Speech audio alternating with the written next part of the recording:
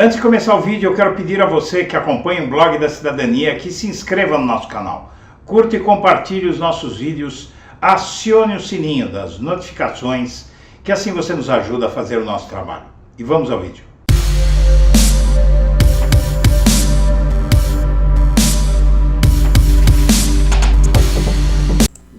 A decisão do presidente do Congresso, Rodrigo Pacheco, define o número de parlamentares de cada bloco na CPMI dos atos antidemocráticos de 8 de janeiro. Na véspera da leitura do requerimento de criação da comissão, o senador Randolfo Rodrigues, da Rede Sustentabilidade, trocou o partido de bloco. Antes da mudança, a rede pertencia ao maior bloco do Senado, o Democracia, encabeçado pelo MDB, e não tinha garantia de vaga para o senador, líder do governo no Congresso. Randolfo trocou o partido para o bloco Resistência Democrática, formado por PSB, PT e PSD.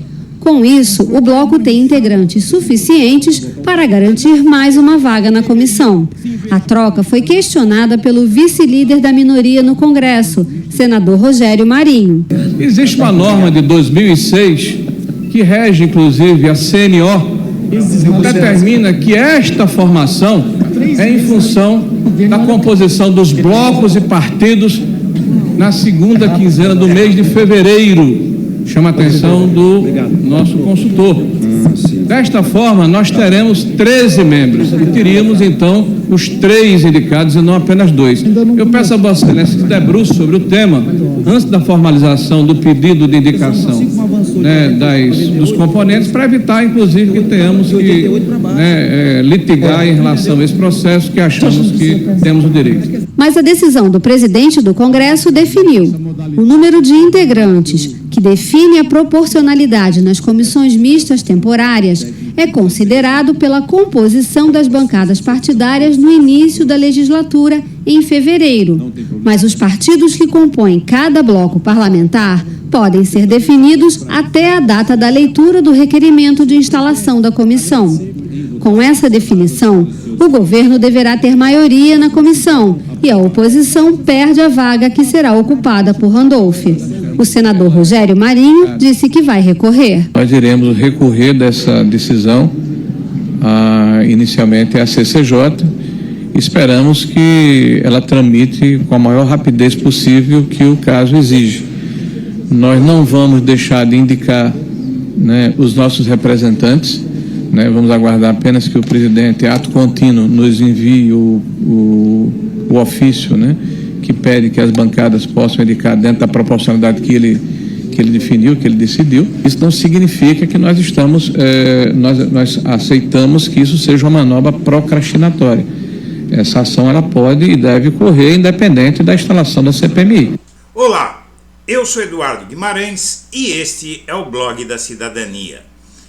E toda a celeuma em prol da CPMI, da instalação da CPMI, da Comissão Parlamentar Mista de Inquérito, do golpe, da tentativa de golpe de 8 de janeiro, foi em vão e agora a oposição bolsonarista tenta desistir, não tem mais interesse na CPMI, devido ao fato, como você viu na reportagem da TV Senado, devido ao fato de que o governo conseguiu maioria nessa CPMI. O senador Marcos Duval também está tentando judicializar, além do líder do governo no Senado, do líder da oposição no Senado, estão tentando judicializar ou através de comissões reverter essa derrota, mas isso não deve acontecer diante do fato de que o governo conseguiu, com a ajuda também do Rodrigo Pacheco, presidente do Senado, conseguiu realmente estabelecer uma maioria na CPMI, deve ficar com a presidência e a relatoria, e com isso o interesse da oposição por essa CPMI, bem demonstrado por essa foto, desapareceu.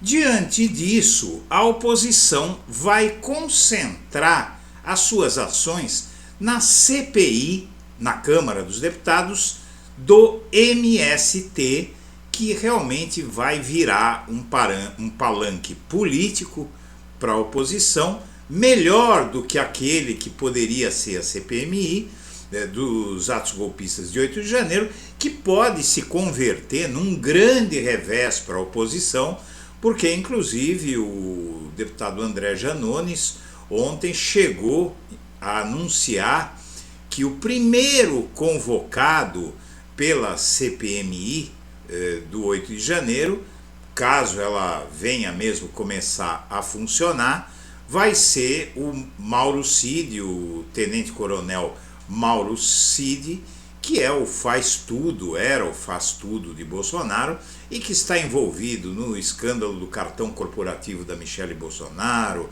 está envolvido no escândalo das joias, agora está envolvido no escândalo das carteiras de vacinação, ou seja, é um sujeito que é um arquivo vivo. E outro que deve ser ouvido pela CPMI é o major miliciano que foi preso, né, e que chegou a anunciar que anunciou para o tenente-coronel Mauro Cid que sabia quem tinha ordenado a morte de Marielle Franco. Esse é outro que vai ser ouvido na CPMI. Além disso, o próprio Bolsonaro já tem lugar garantido na CPMI, com a maioria do governo nessa investigação. Vai ser impossível de impedir a convocação do Bolsonaro. Então a CPMI, com o controle do governo, vai ficar versando sobre temas que não interessam Bolsonaro. Não por outra razão, a data de instalação dessa CPMI já subiu no telhado, estão falando em mais 15 dias, outros dizem que não tem data certa, porque o que acontece é que há o risco de a CPMI dos atos golpistas não ser instalada. E ela talvez não seja instalada porque o governo não queria desde o início essa CPMI, apesar de saber que poderia reunir força para controlá-la. O governo sabia que essa CPMI vai atrasar votações importantes no Congresso, arcabouço fiscal, reforma tributária, que são investigações que são importantes para que o governo tire o Brasil da paralisia econômica. O novo marco fiscal, inclusive, é bastante importante, porque a substituição do teto de gastos do Michel Temer e do Bolsonaro vai permitir ao Estado brasileiro investir num momento em que há uma dificuldade em relação a investimentos, que são a única coisa que pode movimentar a economia brasileira. A economia brasileira, para avançar, ela precisa de investimento, devido ao fato que eu sempre comento aqui, de que o Brasil não tem poupança própria. Poupança mesmo, caderneta e poupança. O povo brasileiro não poupa porque não tem o que poupar. Não é? Então o país não tem recursos para maiores investimentos, como ocorre nos países ricos.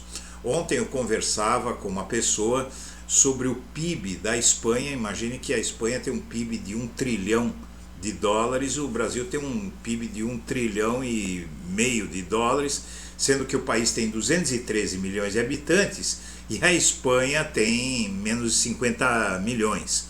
Então, quer dizer, realmente aqui o nosso país não tem um PIB per capita suficiente para que a população poupe. E esse dinheiro que os cidadãos poupam nos países ricos é usado para os grandes investimentos, porque é uma quantidade muito grande de dinheiro. Então, diante dessa dificuldade, o governo está tentado a deixar morrer a CPMI do golpe. Porém, paralelamente a isso, há uma CPMI instalada, que não foi instalada ainda, mas já foi aprovada na Câmara dos Deputados, contra o Movimento do Sem Terra, o MST. E essa CPMI vai virar um palanque e tem relatoria e presidência dos bolsonaristas. Ou seja, vai ser já houve no Congresso várias CPIs contra o MST, dentro do Estado de Direito não tem o que eles possam fazer, tal, e existe uma conversa de que querem descobrir quem financia o MST. É uma bobagem. O MST tem fazendas, tem culturas, tem produtos, não é? Vende produtos. A produção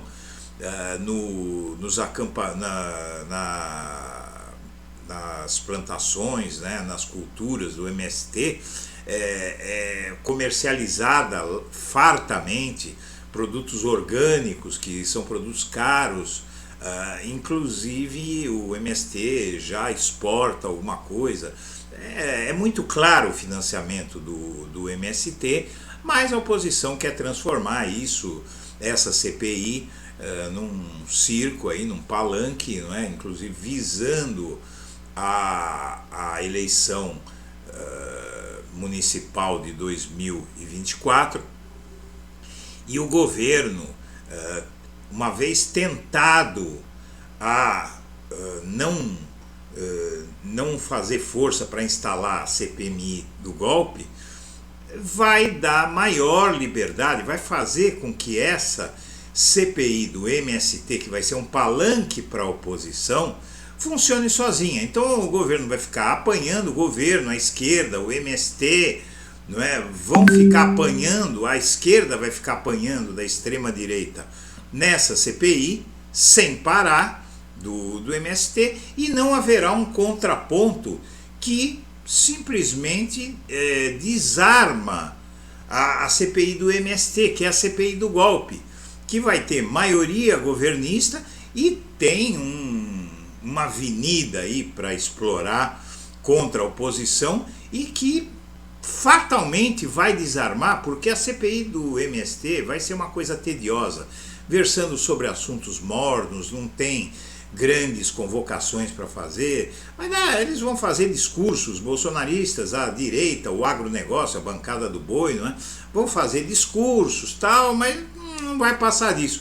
Já a CPMI, a Comissão Parlamentar Mista de Inquérito do 8 de janeiro, vai ter momentos muito fortes, como por exemplo o depoimento do Jair Bolsonaro, sendo bombardeado pela oposição, pelos governistas, não é? E o Mauro Cid aí preso, o major miliciano lá do Rio também vai ser muito interrogado, inclusive sobre o caso da Marielle. Tem o Anderson Torres, que é uma bomba de nervos, não é? E que muitos temem que ele possa desabar de uma hora para outra e contar tudo o que sabe. Então o que se espera aqui é que o governo não cometa essa loucura de pensar só no administrativo em detrimento do político, porque a gente sabe que aqui no Brasil a política já acabou derrubando um governo legítimo por razões falsas. Mas o impeachment da Dilma Rousseff foi um fenômeno político, absolutamente político, não tinha nada administrativo, penal, não tinha crime de responsabilidade, não tinha nada. Então não se pode deixar a oposição com um palanque como esse, e esse tempo que for perdido vai ser perdido mesmo. Ou, na melhor das hipóteses, algo que eu acho que seria melhor para todo mundo, seria deixar a investigação do 8 de janeiro para o STF, para a Polícia Federal, não fazer CPI nenhuma, contanto que a oposição não faça CPI do MST.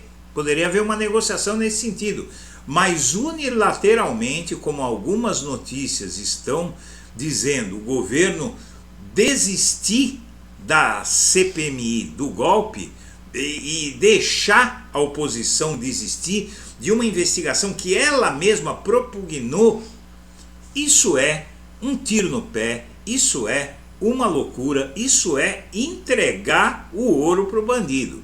Então vamos ver algumas matérias aí que corroboram tudo isso que eu estou dizendo.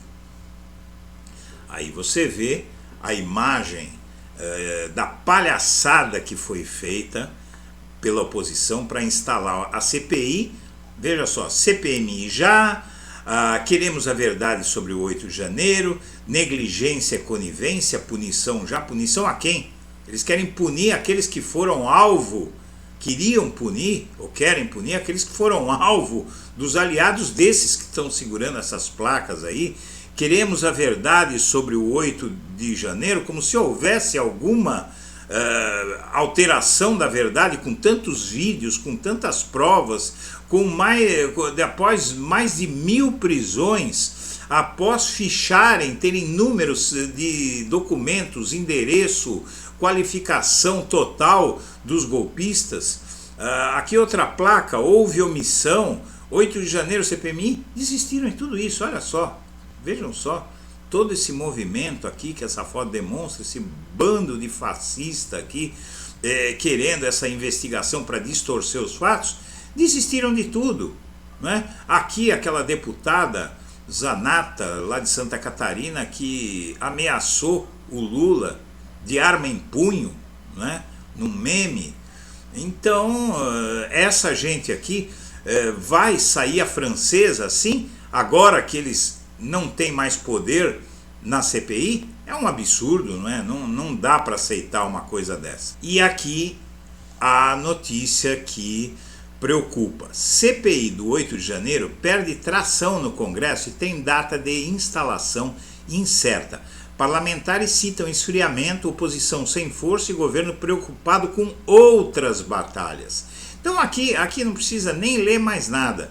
Tá tudo explicado. A oposição não tem interesse porque não tem força. E o governo não tem interesse porque está preocupado com outras batalhas que são na área econômica, justamente. É claro que o correto seria cuidar do que interessa, né? Porque a CPMI, os crimes do 8 de janeiro, já estão sendo investigados pelo STF, pela Polícia Federal, pelo Ministério Público. Então tem muita prova, estão chegando cada vez mais perto dos criminosos. O Bolsonaro já está com o pé dentro do chilindró, não é verdade? Porém, essa CPI, que é só na Câmara dos Deputados do MST, vai funcionar sozinho. Então eles vão ter o palanque que vai atrapalhar a Câmara dos Deputados, vai paralisar a Câmara dos Deputados de qualquer jeito. Então, se é para paralisar, vamos paralisar tudo e vamos expor os golpistas, não é? Ou negociar que não se investigue nada disso, porque são investigações que não têm sentido. A do MST é só blá blá blá. O MST parou as ocupações de abril, há que refletir depois se era necessário fazer essas ocupações, que a direita chama de invasões, são ocupações, né? Mas será que o momento foi propício? Será que precisava disso? Será que não deu arma para a oposição no momento em que não interessava? Não à toa, até o ministro de Desenvolvimento Agrário, Paulo Teixeira, foi contra as ocupações, né? Paulo Teixeira, que é do PT de São Paulo, meu amigo, inclusive, e que eu acho que não tem o menor sentido, não fazer esse movimento agora, porque armou a oposição que tem força no Congresso, pelo menos na Câmara dos Deputados, né? Ao mesmo tempo, aqui a oposição foca a CPI do MST e vê potencial de desgaste a Lula maior que a de 8/1. Isso antes, não é, de que fosse tomada essa decisão pelo presidente do Congresso, Rodrigo Pacheco, que, na verdade, fragilizou a oposição na CPMI. Então, você tem, inclusive, a posição do próprio MST, que defende que CPI é ataque ao movimento e ao governo, não é? Desde 2003, o MST foi investigado em 4 comissões no Congresso e nunca aconteceu nada, nunca deu em nada, porque não tem nada para acontecer.